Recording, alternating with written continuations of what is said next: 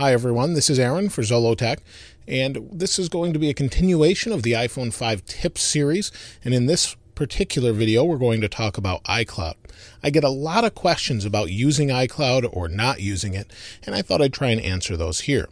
So the first thing we need to do in order to get into our iCloud settings is go into Settings. So find your Settings icon, tap on it, and you'll see we have all these normal settings, but if we scroll down here or slide down, we have iCloud. Under iCloud, we have all sorts of options for your iCloud account. That's your account name, and you can see name, password, description, your different storage plans. I'm actually grandfathered in, so I have a 20 gigabyte plan, and then my email down at the bottom. Now you can see every one of these things on mine is turned on. That's because I use iCloud for every one of these things. What that means is iCloud will save my mail settings, my contacts, calendars, reminders, Safari, notes, Passbook, PhotoStream, documents and data, and find my iPhone. And what that means is if I have these turned on my iPad, another iPhone, an iPod Touch, or an iPad mini, or whatever we're using, as well as my Mac, they'll all sync. So if I enter a note, it will show up here, but when I go over to my Mac, I can go into Notes, and it shows up there on Mountain Lion.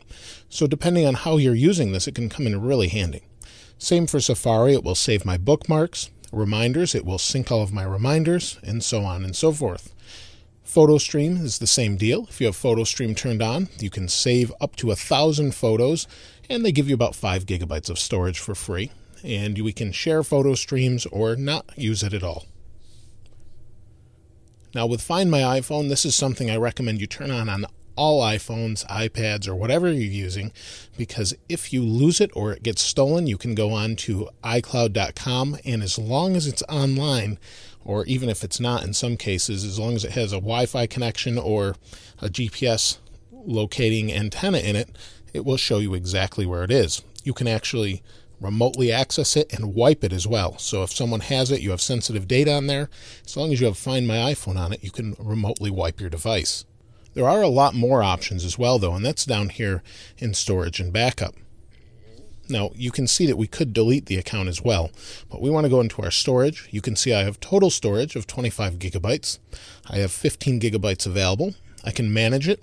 I have iCloud Backup turned on, which I use the backup. It backs up every night or morning. In this case, it backed up yesterday morning at 5:13 a.m. So that's pretty handy. It backs up all of your settings. And one of the questions I get asked the most is, if I use the backup, will it restore all of my app data? And the answer to that is yes, it will. So if you have a bunch of saved games or things like that, if you let this manage all of it, you'll restore the settings and it'll be just like you left it. Now, if we go up here and manage storage, one of the other questions I get is, can I have more than one device on my iCloud account? And as you can see here, I have more than one device. I have my iPad, I have my iPhone, my wife's iPhone, and another iPad. One of them is an iPad mini. And each one of these is managed individually. So here's my iPad, and you can see it last backed up on 1/13 of 2013, and it's a 4.3 gigabyte backup. Same with the iPhone, my wife's iPhone, and so on. Each one of these is also backing up, so Keynote, Pages. You can see these are all the different presentations or things I might have in here, and we can show all of those as well. So we have all the different applications that are backing up. So if you want to see specifically what's backing up, like Field Runners 2 HD, Doodle Jump, those sort of things, games I play or my kids play, and then my mail is being backed up. Now if you need more storage or you want to upgrade or downgrade the storage, you can do that here with Change Storage Plan. There's not really a whole lot of options here, but there's 20 gigabytes, 50 gigabytes, and downgrade options as well to free. I won't go into that now, but I think you get the idea there. So you do have a lot of different options with iCloud. Now, you don't have to use any of this at all. You can use your iPhone without it, but it really makes it very convenient for especially Find My iPhone, which I definitely recommend you turn on. Same with contacts or mail. If you lose your phone, your contacts will just be backed up with your backup. So just use the backup if anything and Find My iPhone.